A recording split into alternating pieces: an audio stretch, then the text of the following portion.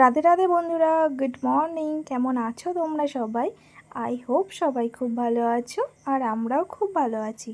আমার ST blog চ্যানেলে তোমাদের অনেক অনেক ভালোবাসা।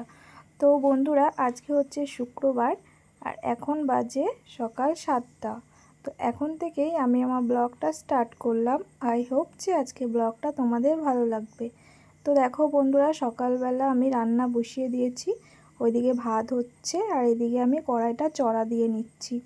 তো সকালবেলা মা শাপলা রেখেছিল, তো সেই শাপলাগুলোই আমি এখন কেটে নিচ্ছি।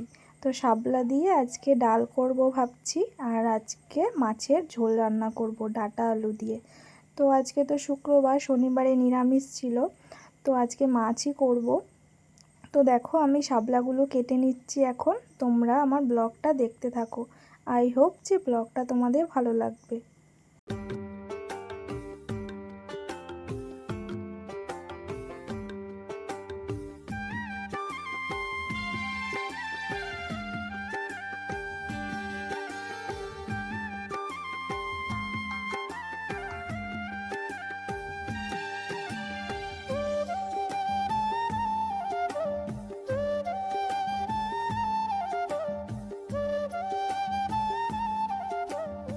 তো বন্ধুরা দেখো, আমার শাপলাগুলো কাটা হয়ে গেছে।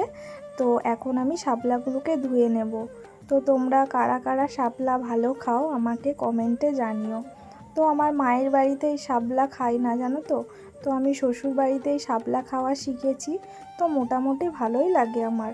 তো এটা দিয়ে ডালও করা যায়, আবার ভাজাও করা যায়। তো আজকে ডাল করব। তো আর একদিন আরও অল্প আছে, তো সেই কটা দিয়ে ভাজা করব পরে। তো তোমাদেরকে দেখাবো। তো দেখো আমি মাছের ঝোল রান্না করব বলে এখন আলুগুলো লম্বা লম্বা করে কেটে নিচ্ছি। তো আলু আর ডাঁটা দিয়ে তো করব বললাম তোমাদের, আর এই শাপলা করব। গরমে বেশি কিছু করব না। তো দেখো আমার আলুগুলো কাটা হয়ে গেছে। তো এবার আমি আলুগুলো ধুয়ে রেখে দিচ্ছি। তো এই দেখো, মাছের তরকারিতে তো বললাম আলু ডাঁটা দিয়ে করব, তো তার জন্য আমি ডাঁটাগুলোকে কেটে নিচ্ছি। তো জানো তো গাইস, এই ডাঁটাগুলো আমাদের বাড়িরই ডাঁটা। তো মা এই ডাঁটাগুলো লাগিয়েছে। তো মা তুলে নিয়ে এসেছিলো ডাঁটাগুলো, তো ধুয়ে রেখে দিয়েছে, কারণ গোড়াতে মাটি লেগে থাকে ধরো। তো এর জন্য ধুয়ে রেখে দিয়েছিল, আমি এখন কেটে নিচ্ছি। তো আমাকে সবজিগুলো মাই কেটে দেয়, কারণ উনুনে রান্না করি। তো তো আমার একা সব দিকে সামলাতে একটু কষ্টই হয়ে যায়। তো সামলাতেও পারি না ধরো। তো উনুন কামাই দিয়ে আমাকে এই সবজিগুলো কাটতে হয়। তো আজকে বাবা ডাক্তার দেখাতে গেছে বর্ধমানে। তো আমার দেওর নিয়ে গেছে বাবাকে ডাক্তার দেখাতে। প্রত্যেক মাসেই বাবা একবার করে যায়।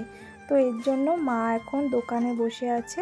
তো আমাদের মুদিখানা দোকান আছে বাড়িতে, তো বাবাই করে। তো বাবা নেই বলে মা দোকানে বসে আছে। এর জন্য মা আজকে আমাকে আর সবজিগুলো কেটে দিতে পারেনি। তো বন্ধুরা দেখো, আমি সব সবজিগুলো কেটে নিয়েছি। এখন মুসুরির ডালটা আমি ধুয়ে নিলাম। তো তোমাদেরকে তো বললাম আমি শাপলা দিয়ে মুসুরির ডালটা করব।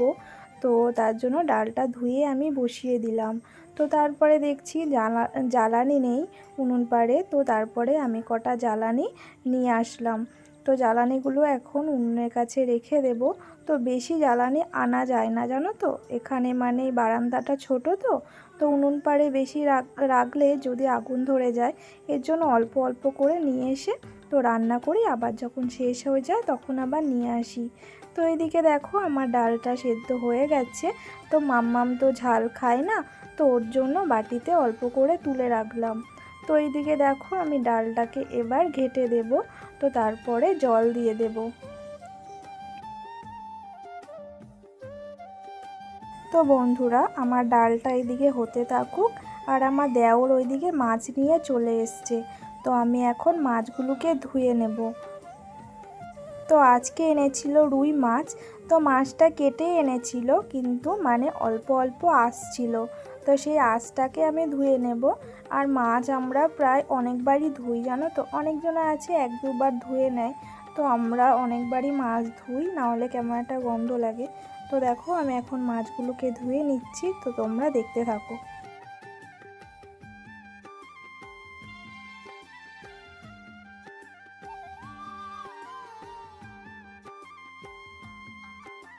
তো বন্ধুরা মাছটা আমার ধোয়া হয়ে গেছে, প্রায় অনেক কবারই ধুয়েছি।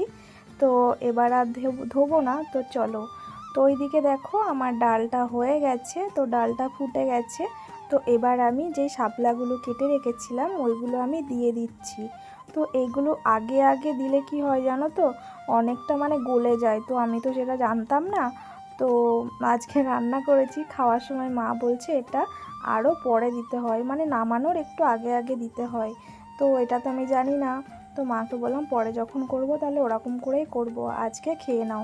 মানে গলে গেলেও তো ভালোই লাগছিল, শুধু মানে গলে গেছিলো ওটাই।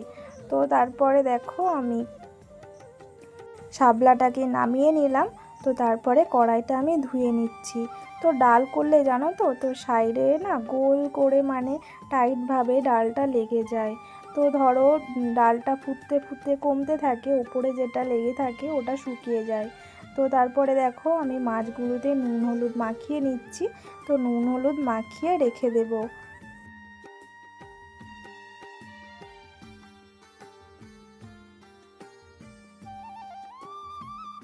তো মাছগুলো আমি নুন হলুদ মাখিয়ে রেখে দিলাম। আর এদিকে আমি ডাঁটাগুলো কেটেছিলাম, তো আমি থালাতে রাখিনি।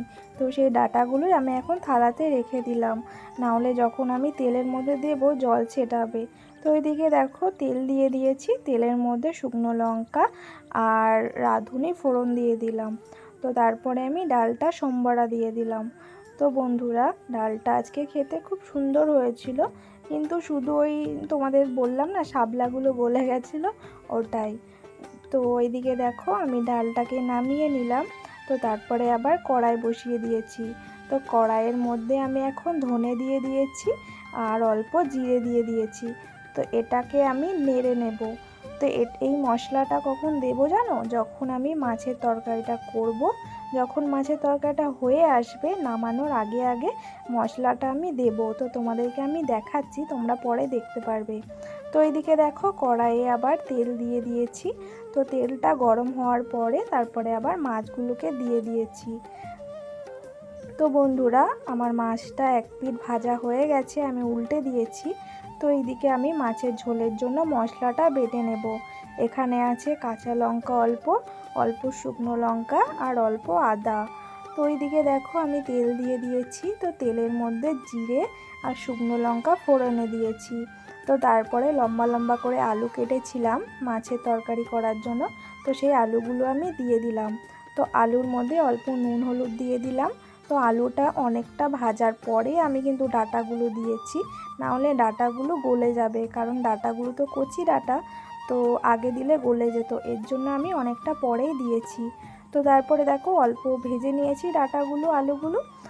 তো তারপরে আমি লঙ্কা, শুকনো লঙ্কা, আদা যে মশলাটা বাটলাম, তো সেই মশলাটা আমি দিয়ে দিলাম। তো তারপরে কষানোর পরে আমি জল দিয়ে দিয়েছি। তো তারপরে দেখো আমি যেই ভাজা মশলাটা ভাজলাম, তো সেটা আমি এখন বেটে নিচ্ছি। তো তরকারিটা যখন হয়ে আসবে তখন আমি এই মশলাটা দেব। তো জানো তো আমাদের শিলেই মশলা করা হয়, তো শিলে মশলা করার একটা টেস্টটাই আলাদা। তো দেখো বন্ধুরা আমার তরকারিটা হয়ে এসছে। তো আমি এখন মাছগুলোকে দিয়ে দিলাম। তো মাছগুলোকে দিয়ে অল্প ফুটিয়ে নিয়েছি। তারপরে যে ভাজা মশলাটা আমি ভেজেছিলাম, তো ওই মশলাটা আমি দিয়ে দিলাম। তো আজকে মাছের তরকারিটাও সুন্দর হয়েছিল খেতে। তারপরে ওই বিটের রসটা তো মা খায়, তো ওই রসটা যে ছোবড়াগুলো থাকে বিটের, ওইগুলো আমি ভেজে নিলাম। তো তারপরে দেখো বাসন মেজে নিয়েছি, তোমাদেরকে আর দেখানো হয়নি। তো তারপরে আমি সেই বাসনগুলো জায়গা মতো রেখে দিচ্ছি।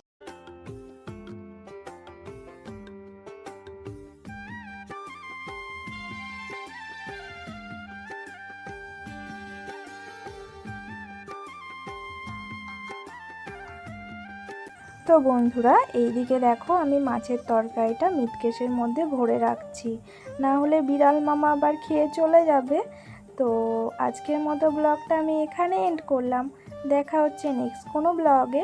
তো ততক্ষণ তোমরা ভালো থেকো, সুস্থ থেকো আর পরিবারের খেয়াল রেখো। আর আমার ব্লগটা যদি তোমাদের ভালো লেগে থাকে প্লিজ লাইক কমেন্ট করে যেও। টাটা।